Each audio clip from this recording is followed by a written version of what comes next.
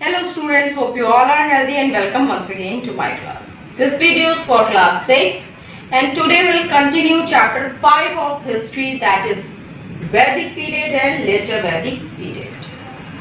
In our last class we learned about the later Vedic period, in which we learned about the political and economic life of the people during later Vedic period.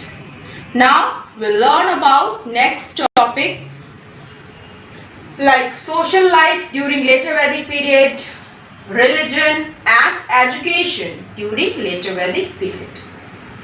Now social life, सामाजिक जिंदगी कैसी थी लोगों की letter वैदिक period के दौरान.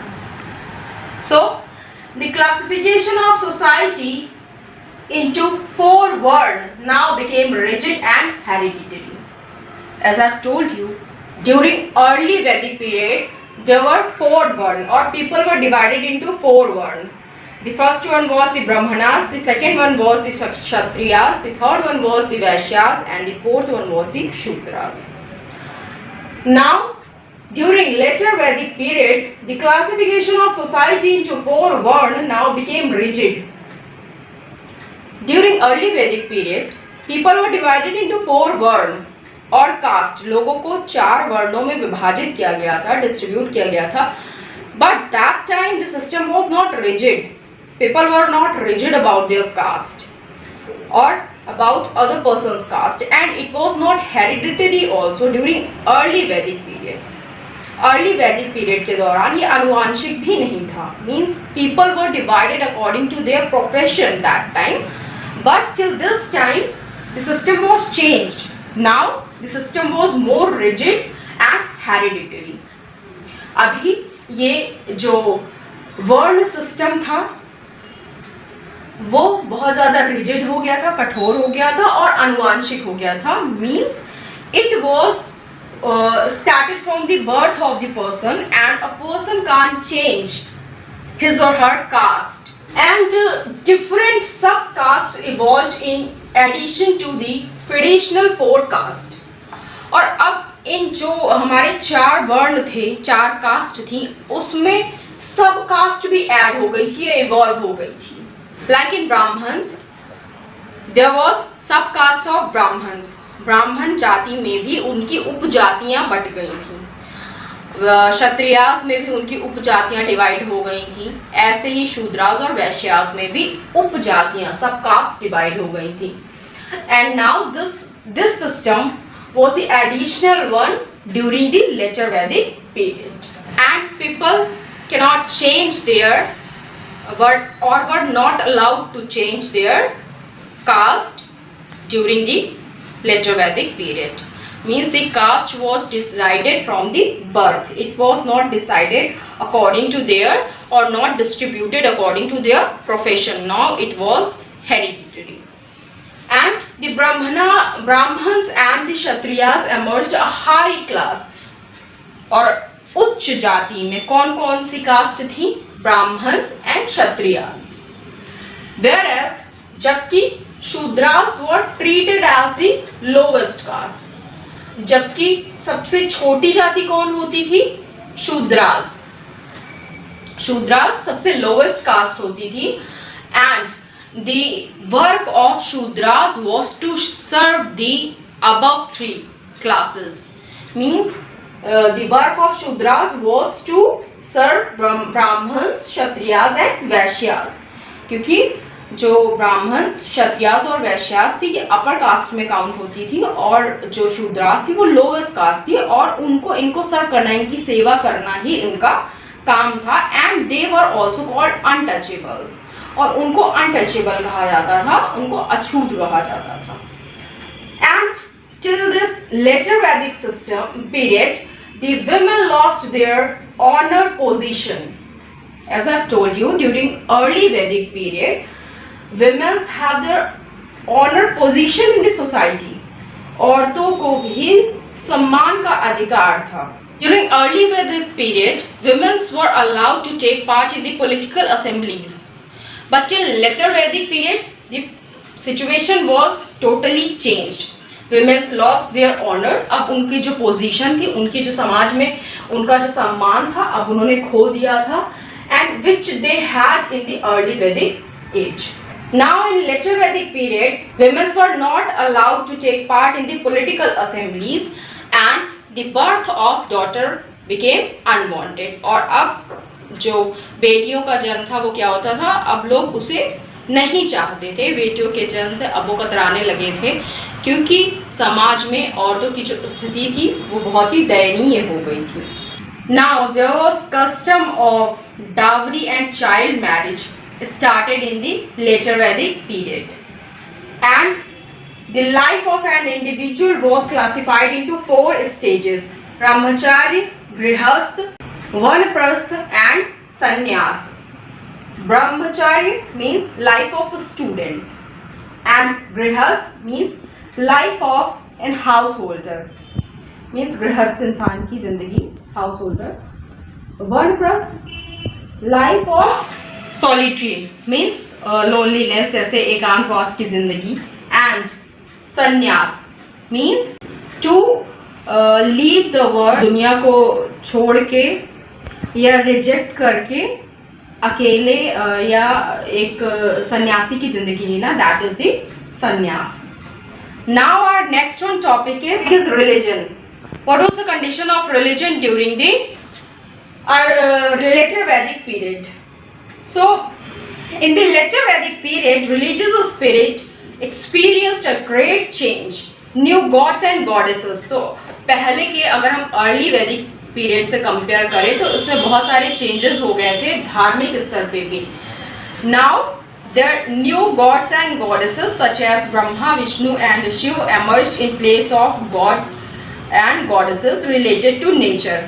So during early Vedic period, as we have seen, the nature god was important. Nature gods and goddesses like Indra, Som and Varun were the gods, and now Brahma, Vishnu and Shiva emerged in place of gods and goddesses related to nature. The rites and ceremonies of Vedic religion were elaborated and became complex. और अब जो समारोह होते थे, जो ceremonies होती थी, religious ceremonies, धार्मिक समारोह होते थे, या भगवान की पूजा जो ऑफर करने का तरीका था, उसमें भी काफ़ी ज़्यादा चेंजेस हो गए थे और वो काफ़ी ज़्यादा कॉम्प्लेक्स हो गए थे. अब भगवान को पूजा ऑफर करने के जो तरीके थे उसमें भी काफ़ी ज़्यादा कॉम्प्लेक्सिटी आ गई थी, जटिलताएँ आ गई थी. And the belief that gods were satisfied by yajnas led to a rise in number variety of sacrifices which were performed by brahmanas. और अब लोगों की आस्था चेंज हो गई थी. अब उनको लगता था कि भगवान को अगर हमें उनकी पूजा करनी है तो अब हमें उन्हें सैक्रिफाइस, ज़्यादा से ज़्यादा सैक्रिफाइस ऑफर करना होगा, जो कि ब्राह्मण्स द्वारा किया जाता था. एंड दे वर गिवन दक्षिणास, और ये पूजा या सेरेमनी कराने के या सैक्रिफाइस कराने के बदले में ब्राह्मण्स को गिफ्ट दिया जाता था, जिसको हम क्या कहते थे, दक्षिणास. And in form of cows, gold and clothes for this. और ये दक्षिणा गाय, पैसे, कपड़े इनके फॉर्म में होती थी. Religious philosophy of doctrine of karma. What is the meaning of doctrine? Doctrine means सिद्धांत. तो जो हमारे धार्मिक सिद्धांत थे कर्म के, वो भी क्या थे, soul, atma, moksha also emerged during this period. It was believed that good or bad karma influence the next life. और ये माना जाता था कि हमारे अच्छे या बुरे कर्म हमारी आने वाली लाइफ को या दूसरी हमारी जो मृत्यु के बाद जो नेक्स्ट लाइफ होती है उसको इन्फ्लुएंस करेंगे, प्रभावित करेंगे.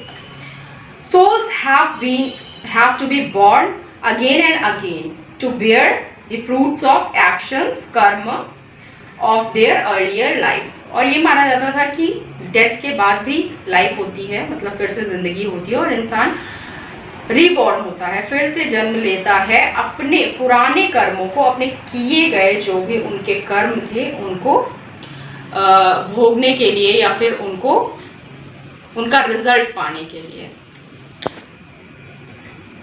It was essential for a man to attain मोक्ष. और हर एक इंसान को मोक्ष की प्राप्ति करना बहुत ही ज़रूरी था.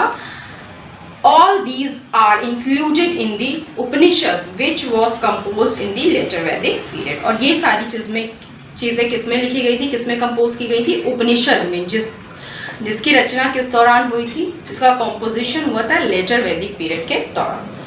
Now our next one topic is education. Now what was the condition of education, or what was the system of education during later Vedic period? So the Gurukul system of education was predominant. तो letter वैदिक period के दौरान जो main system था वो क्या था? Gurukul system. शिक्षा में जो सबसे मेन चीज थी वो कौन सा सिस्टम था? Gurukul system. And the main centre, या फिर कह सकते हैं जो शिक्षा का मेन केंद्र होता था वो कौन होता था? शिष्य. Students were called Shishya that time. शिष्य lived in the house of Guru. जो स्टूडेंट होते थे वो टीचर के घर पे रहते थे, गुरु के घर पे रहते थे. Education was limited to the 3 upper caste. और एजुकेशन जो थी, शिक्षा भी क्या थी? जो उच्च, जो अपर कास्ट थी वहां तक सीमित थी. Means Brahmins, Kshatriyas and Vaishyas were allowed to take the education only. Shudras were not allowed to take the education. Women were not sent to the Gurukul, and women were also not allowed or not sent to the Gurukul. And different subjects during later Vedic period such as religion, philosophy, ethics, medicines, astronomy, logic and arithmetic were taught in the Gurukul. Now that time the subjects taught what? Religion, धर्म के बारे में पढ़ाया जाता था बच्चों को. Philosophy means views, philosophy दर्शन शास्त्र के बारे में बच्चों को पढ़ाया जाता था. Ethics means moral values.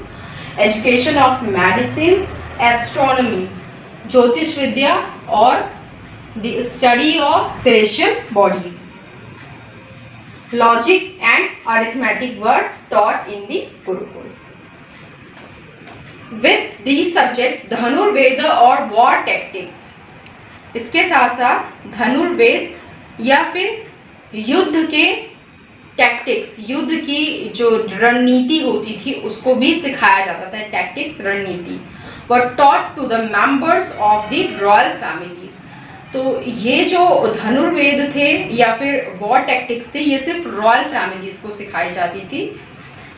शिष्यस वर ओबीडियंट. इस समय जो स्टूडेंट्स होते थे वो बहुत ही आज्ञाकारी होते थे, ओबीडियंट होते थे. And respectful towards the Guru. They offered दक्षिणा और an offering to his Guru.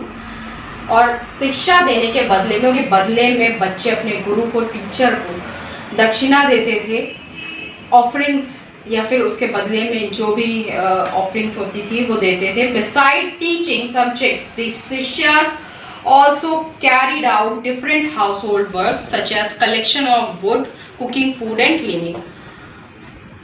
Education के साथ साथ जो स्टूडेंट होते थे वो अपने टीचर या गुरु के घर के बाकी काम भी करते थे, जैसे कि लकड़ियाँ इकट्ठा करना, खाना पकाना, सफाई करना.